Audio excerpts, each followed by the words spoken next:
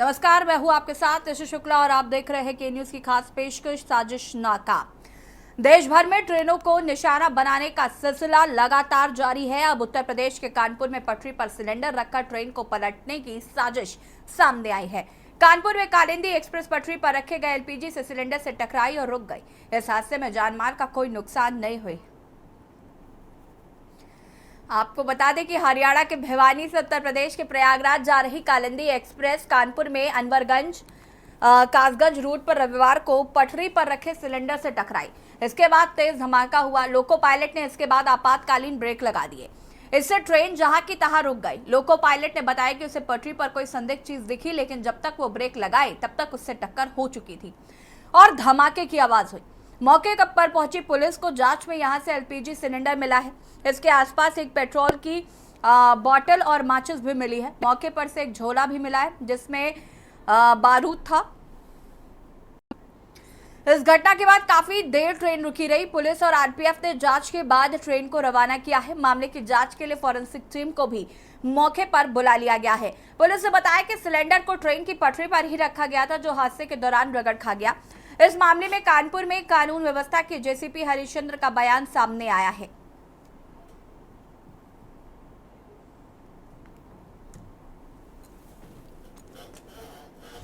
ये रेलवे की अथॉरिटीज़ के द्वारा 8:30 बजे के आसपास जो है वो सूचित किया गया कि एक ट्रेन जो प्रयागराज से भिवानी की तरफ जाती है और इस रूट से जो है वो गुजर रही थी। तभी ड्राइवर को जो है वो ट्रैक पे एक सिलेंडर दिखा और उसने इमरजेंसी ब्रेक लगाया।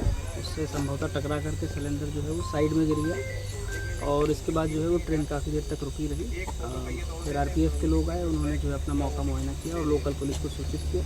सभी सीनियर ऑफिसर्स फॉरेंसिक की टीम यहाँ पे मौजूद है। हम लोग जो है वो घटनास्थल को जरा समझ रहे हैं, बारीकी से देख रहे हैं। एक सिलेंडर डैमेज पोजीशन में मिला है और कुछ और मटेरियल भी, ऑब्जेक्टेबल मटेरियल मिला है। सभी की जो है समीक्षा की जा रही है और इसमें जो है वो रेलवे अथॉरिटीज़ ने जो हमें कम्युनिकेट किया, उसके आधार पे हम लोग जो है वो नियमानुसार इसमें जो कठोरतम कार्रवाई अमल में लाएंगे। कल रात को एक ट्रेन की डिरेलमेंट की संभवतः प्रयास किया गया है और उसका निरीक्षण हम लोगों ने किया है। हमारी टीम इस पर काम कर रही है। सभी पहलू को हम लोग देख रहे हैं और जो भी जैसे नतीजे होंगे हम आपको आगे बताएंगे। और इस हादसे को लेकर हमारे संवाददाता आकाश रावत ने भी मौके पर जायजा लिया है। क्या कुछ है, दिखाते हैं आपको। बीते दिन साजिश का शिकार होते बची कालिंदी एक्सप्रेस ट्रेन के बाद आला अधिकारी मौके पर जांच करने के लिए आए हुए हैं। इस वक्त मैं मौजूद हूं उसी ट्रैक पर जहां पर एलपीजी सिलेंडर बरामद हुआ था। ट्रैक के बीचों बीच सिलेंडर रखा हुआ था।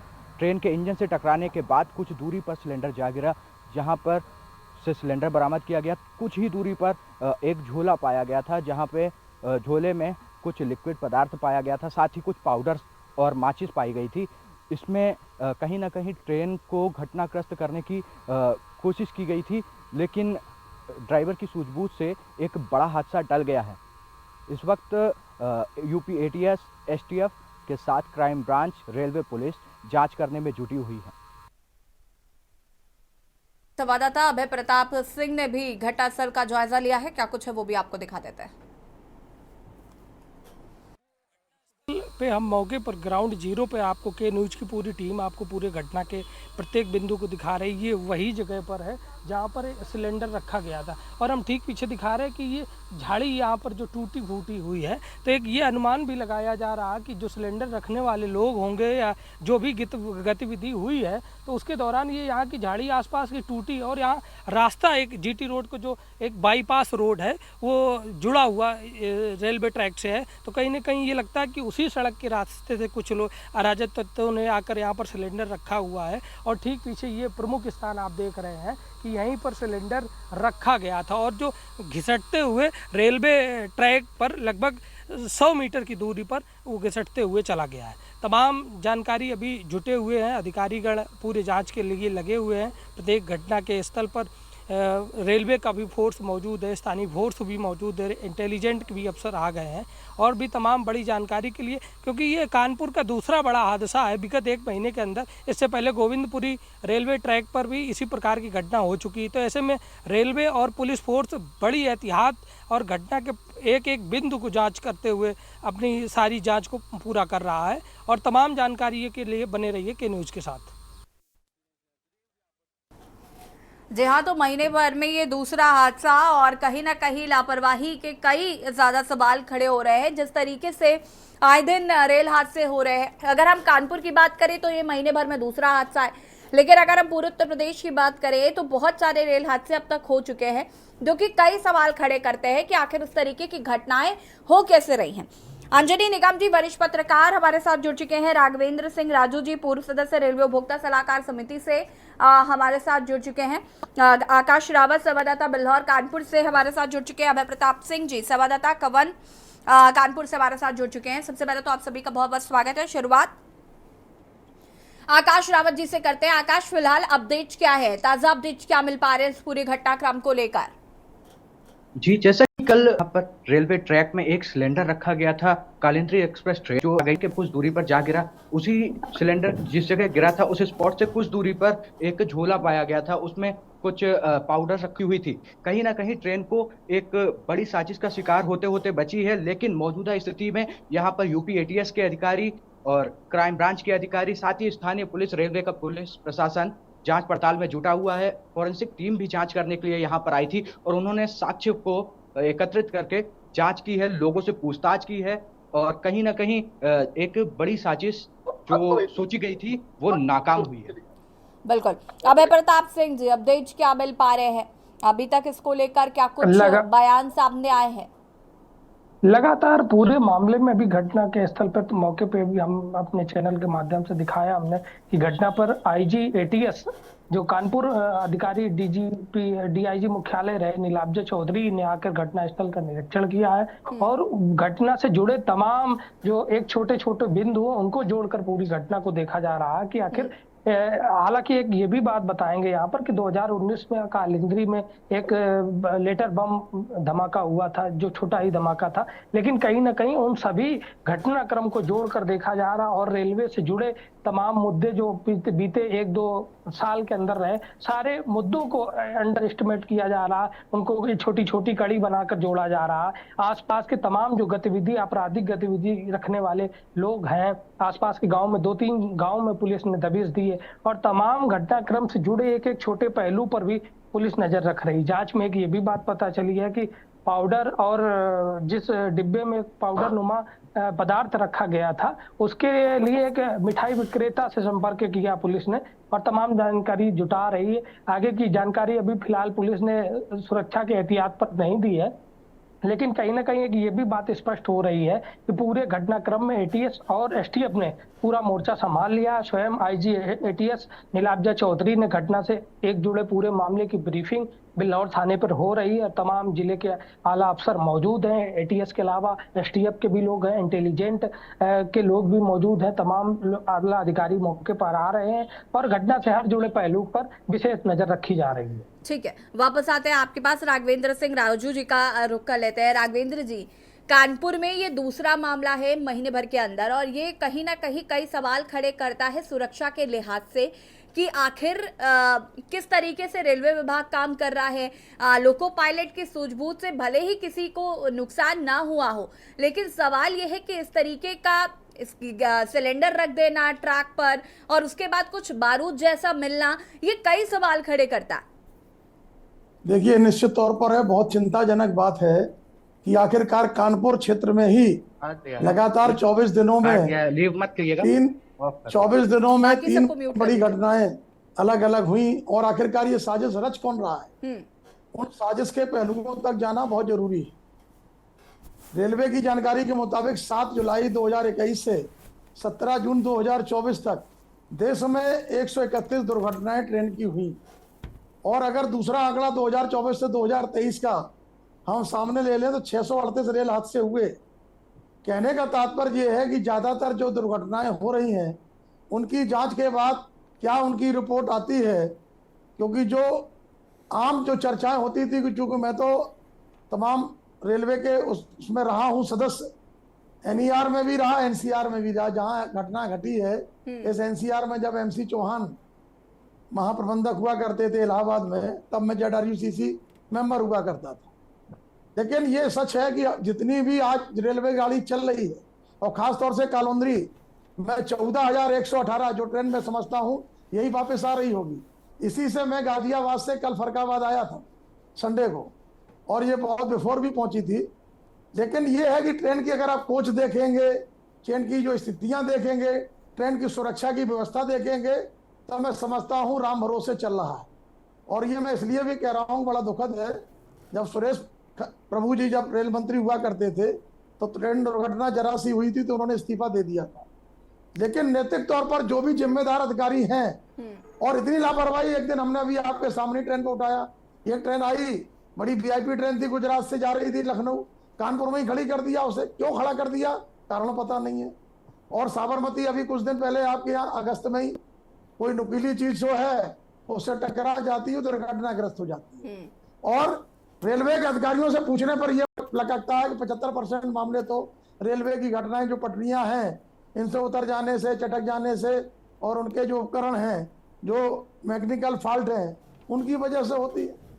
इनका जिम्मेदार कौन है आखिरकार? जो लोगों की जान के साथ और जो यात्री हैं इनकी जान के साथ अगर खिलवाड़ हो रहा है तो नैतिक तौर पर इसकी बहुत विस्तृत इसकी जांच होनी चाहिए। और अभी आपने देखा हो कि इसके बाद जो आज घटना आपके यहाँ हुई, और एक राज्यसभा सांसद ने, विजय साई रेड्डी ने भी उस पर चिंता व्यक्त करते हुए रेल मंत्री जी से, अश्विनी वैष्णव जी से आग्रह किया कि बहुत इसकी गहन जांच होनी चाहिए, क्योंकि प्रयागराज से फरकाबाद होकर के नई दिल्ली जाने वाली केवल रोजाना चलने वाली एक ही ट्रेन है।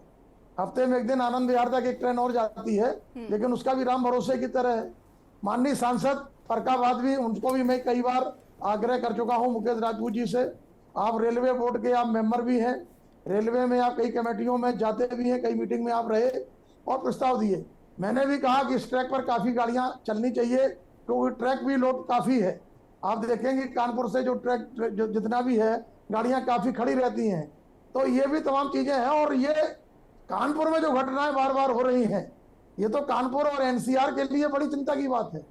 और आज के समय में जो आपने अभी बात उठाई, हमारे रेलवे बोर्ड के बहुत सारे सदस्य थे, लेकिन अगर मैं जब जाता था जांच पर, मैं ग्वालियर गया तो ग्वालियर में तमाम भटनागर जी थे, DCM बोले यार कमसम के खिलाफ आप लिख रहे हैं, वहां के आप तमाम जब अनियमितताओं और आपको जो दायित्व दिया गया है, अगर आपको सदस्य बनाया गया है, कई बार हम NER में रहे, NR में भी एक बार DRUCC में थे, तो लोग कहते हैं प्रश्न आप ज्यादा पूछते हैं। अगर सदस्य उपभोक्ता का बना हुआ है, अगर वो रेलवे से अगर अपने सदस्य नहीं पूछेगा, और आज जितने भी लोग हैं वो मौन व्रत रख लेते हैं, वो बन तो जाते हैं सदस्य, वो जानते हैं साल में रेलवे उनकी कभी मीटिंग नहीं करवाती, एक दो मीटिंगें करके फर्स्ट क्लास AC का राघवेंद्र जी, मैं वापस आती हूँ आपके पास। अंजनी निगम जी का भी रुख कर लेते हैं, उसके बाद वापस आता है।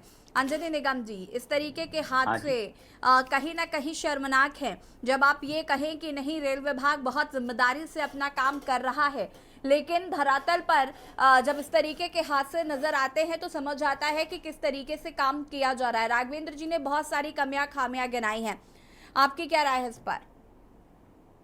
देखिए, इतना तो तय है, जो ये घटनाएं लगातार हो रही, 24 दिन में तीसरी घटना हुई है, तो वो ये तो बता ही रही है कि हमारी जो रेलवे ट्रैक की पेट्रोलिंग है वो कहीं ना कहीं कमजोर है। रेलवे की पेट्रोलिंग बहुत दुरुस्त होनी चाहिए। राघवेंद्र जी ने कुछ देर पहले कुछ आंकड़े भी पेश किए, 638 घटनाएं हो चुकी हैं। ये घटनाएं हो क्यों रही हैं, ये ज्यादा जानना जरूरी है। ठीक है, इस ट्रेन के ड्राइवर ने अपनी सूझबूझ का परिचय देते हुए ट्रेन के हादसे को टालने का पूरा प्रयास किया, लेकिन उससे बड़ी बात यह है कि लोग कैसे रेलवे ट्रैक पर आ जाते हैं, सिलेंडर रख देते हैं।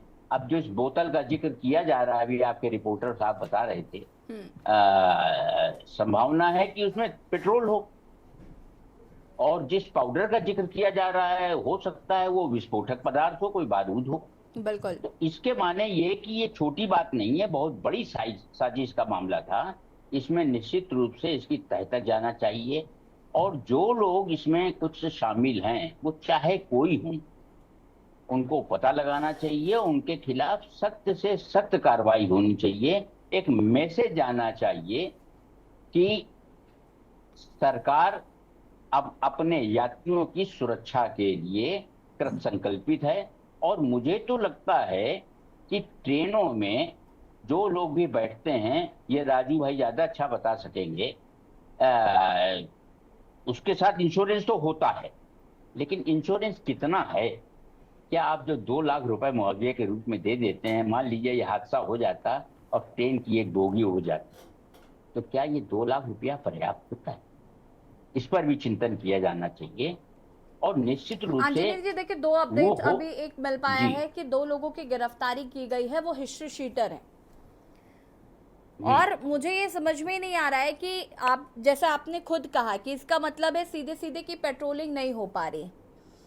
घटना जब हाँ, महीने भर में 2 ऑलरेडी हो चुकी हैं, उसके बाद हम तीसरी का इंतजार कर रहे हैं। इससे ज्यादा पेट्रोलिंग ही शर्मनाक कुछ सबसे हो ज्यादा सकता है। जरूरी और है। आप लगातार किराया बढ़ाते चले जा रहे हैं, लगातार आप सारी सुविधाओं के नाम पर आपने कुछ नहीं दे रखा है यात्रियों को। अगर हम ट्रेन की, नॉर्मल ट्रेन की बात कर ले तो वहां तो आपको कुछ नहीं मिलता।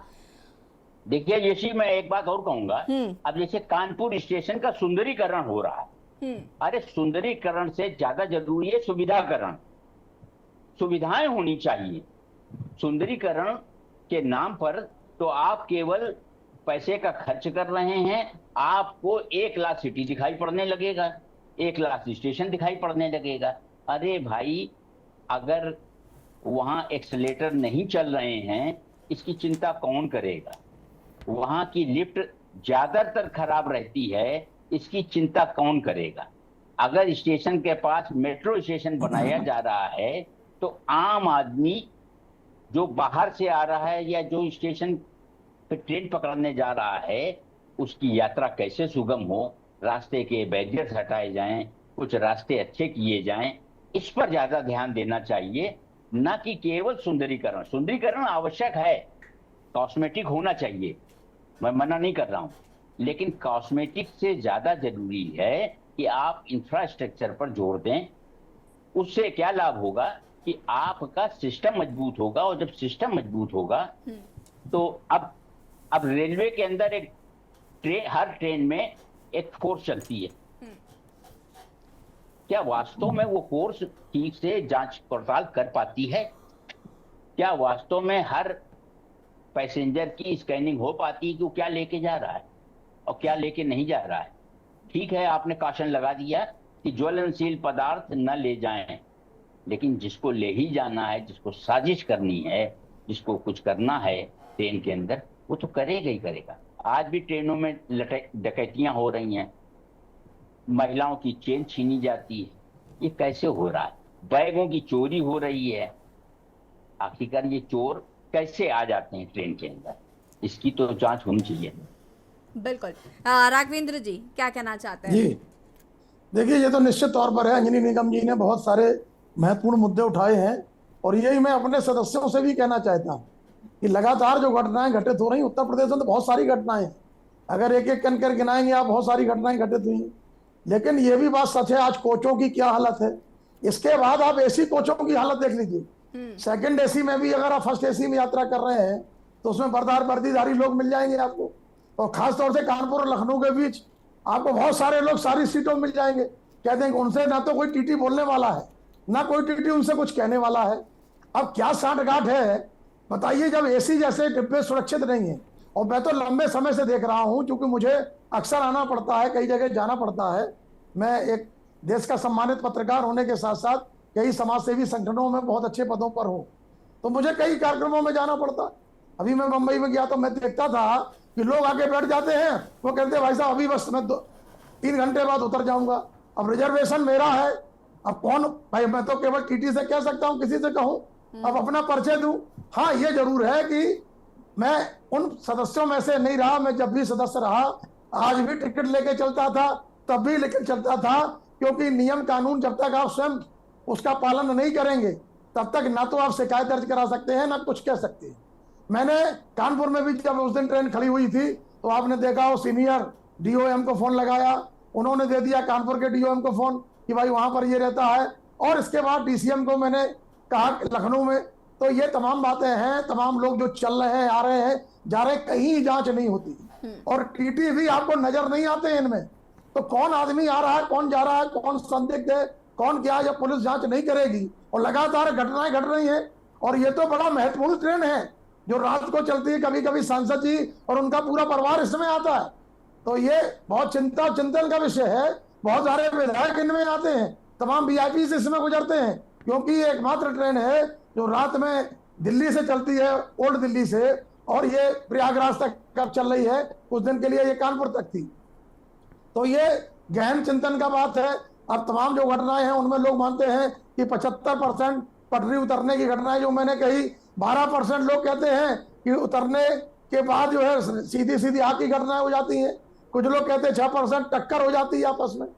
तो भाई गलत सिग्नल दे दोगे, गलत ट्रैक करोगे। अभी आपने उस दिन देखा हो 2 ट्रेनें आमने सामने, यही अपनी इटावा वाले लाइन पे ही, इटावा और ठीक है, कानपुर एक के बीच सेकंड में। राघवेंद्र जी, आपको यहाँ पर रोकना चाहिए।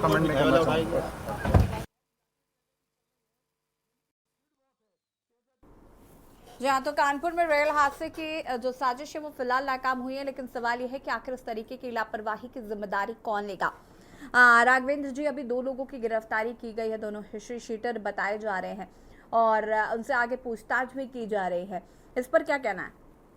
देखिए यशी जी, अभी मैं, आप जब आया हमारे पास की डिबेट कर रहे हैं, घटनाएं जो घटित होती हैं, अभी कासगंज में इतनी बड़ी घटना हो गई, मोहिनी तोमर घटना कांड आपने देखा हो, और उसमें तमाम ऐसे लोगों के नाम आ रहे, 4-4, 5-5 लोगों को गिरफ्तार पुलिस ने कर लिया, दिखाने के लिए पब्लिक समझ जाए कि भाई कुछ लोग पकड़े गए हैं। लेकिन ये भी तो सच है कि जिनको पकड़ा गया है उनसे पूछताछ में क्या उजागर हो रहा है, और आखिरकार जो साबरमती ड्रेल हुई या जो भी नुकीली चीज से टकराई, तो घटनाएं 3 हो गई हैं, इनके क्या रिपोर्ट आ रहे हैं, इनके जांच के बाद क्या चीजें सामने आ रही हैं। जनमानस, ये पब्लिक है, ये जानना चाहती है। आप कोई भी केवल औपचारिकता करके इस चीज को इतनी सीरियस नहीं कर सकते। बड़ा महत्वपूर्ण मामला, और कानपुर खास तौर से एनसीआर का ही नहीं, मैं देश का सबसे महत्वपूर्ण रेलवे स्टेशन मानता हूं कानपुर को। और कानपुर के आसपास तो तमाम अनवरगंज बना दिए, और आसपास तमाम जो आप चल रहे हैं विकास और सौंदर्यीकरण की बात अंजनी निगम जी ने कहा, फरक्काबाद में देख लीजिए, मैं सालों से देख रहा हूं मुख्य दरबार बंद है और तमाम इधर उधर वाले गेट से यात्री आ रहे हैं, जा रहे हैं, तो सुरक्षा पे कोई पूछने वाला नहीं है। कोई भी आदमी गाड़ी खड़ी करे जा रहा है, क्यों खड़ी है, कैसे खड़ी है, तो ये बहुत बड़ी बात है। रेलवे के पास मैं मानता हूं कि फोर्स की कमी है, अगर फोर्स की कमी है तो तमाम और भी फोर्स हैं, उनसे सहयोग लिया जाना चाहिए। और भी जिस तरीके से हम लोकसभा की सुरक्षा कर सकते हैं, विधानसभाओं की सुरक्षा कर सकते हैं, तमाम एजेंसियों की सुरक्षा हम रख सकते हैं, ये भी बहुत बड़ी एजेंसी है रेलवे। इस रेलवे में तमाम लाखों लोग, लाखों पैसेंजर डेली यात्रा करता है, रोजमर्रा जी देखिए, अब इस तरीके की घटनाओं पर लगाम कैसे लगेगी ये तो देखना होगा, और इस पर आगे क्या कुछ निकल कर आता है वो भी देखना काफी जरूरी और अहम हो जाता है कि आखिर इस तरीके की गतिविधियां हो रही हैं अगर कानपुर सेंट्रल में, तो ये काफी शर्मनाक है और कई सवाल जरूर खड़े करता है। आप दोनों का बहुत बहुत शुक्रिया चर्चा में शामिल होने के लिए। और बात कर रहे थे साजिश हुई नाकाम, जिस तरीके से कानपुर में रेल हादसे की साजिश को नाकाम किया गया है, लेकिन सवाल यह है कि आखिर इस तरीके की साजिशों को अंजाम देने के पीछे मंशा क्या है। फिलहाल के न्यूज की खास पेशकश में इतना ही। देखते रहिए के न्यूज इंडिया। नमस्कार।